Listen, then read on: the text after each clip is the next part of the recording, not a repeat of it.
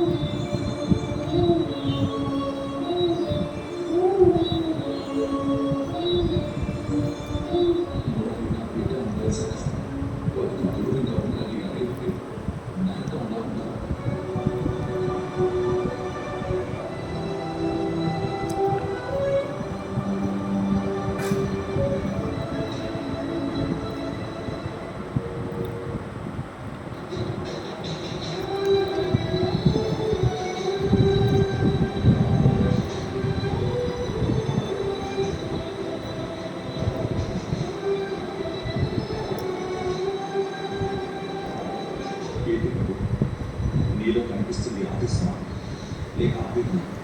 ఏం తెలియట్లేదు.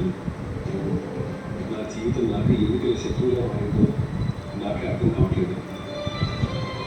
నిజం చెప్పకుండా ఒక తల్లికి అన్యాయం చేస్తున్నానని బాధ ఒకవైపు, నిజం చెప్తే మరో తల్లి చనిపోతుందేమో కానీ భయం ఇంకోవైపు.